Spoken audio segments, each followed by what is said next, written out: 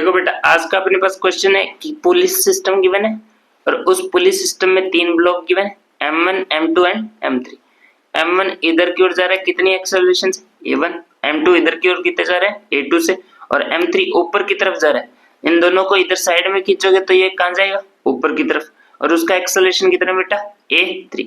Then find relation between A1, A2 and A3। A1, A2 और A3 में क्या निकालना बेटा? आपको रिलेशन। तो देखो, इस स्ट्रिंग में टेंशन मान लो कितना लग रहा होगा? T। कितना लग रहा होगा? T। तो ये कॉमन स्ट्रिंग है तो यहाँ भी टेंशन T कितना होगा? Tension T। वैसे यहाँ भी टेंशन कितना होगा? T।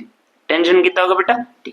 देखो, इस पुल्ली के ऊपर एक इस डायरेक्शन से टेंशन T और एक यहाँ से टेंशन T, तो इसके ऊपर कितना लगेगा बेटा? 2T। कितना लगेगा नीचे की ओर? 2T। मींस इस कॉन्टेक्ट पॉइंट पे कितना हो जाएगा? 2T। ठीक है बेटा। M3 के साथ जो स्ट्रिंग है उसमें टेंशन कितना है? 2T। और M1 और M2 के साथ कितना है बेटा? T। Means for M1 and M2 mass, M1 and M2 mass, tension की वैल्यू किसके बराबर है बेटा? T की। टेंशन की वैल्यू किसके बराबर है? T की।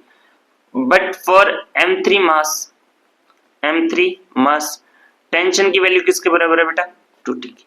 टेंशन की वैल्यू किसके बराबर है? 2T की। अब बात करते हैं फॉर कंस्ट्रेंट मोशन।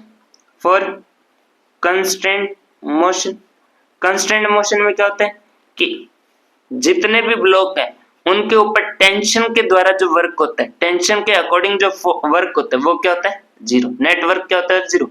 मींस इन दोनों के लिए आपके पास ये टेंशन कहां लगा रहा है? ऊपर। ये टेंशन कहां लग रहा है? नीचे। और ये खींच कहां रहा है बेटा? ऊपर। मींस दो ब्लॉक इस तीसरे ब्लॉक को कहां खींच रहे हैं? ऊपर की तरफ। दो ब्लॉक तीसरे ब्लॉक को कहां खींच रहे हैं बेटा? ऊपर की तरफ। मींस इसका जो वर्क डन होगा वो किसके बराबर होगा? इसके वर्क डन प्लस इसके वर्क डन के। दो बंदे मिलकर अगर तीसरे बंदे को ऊपर खींच रहे तो इन दोनों का जो वर्क डन होगा वो इस तीसरे बंदे को खींचने के लिए लगेगा पूरा का पूरा। तो यहां से आप क्या बोल सकते हो?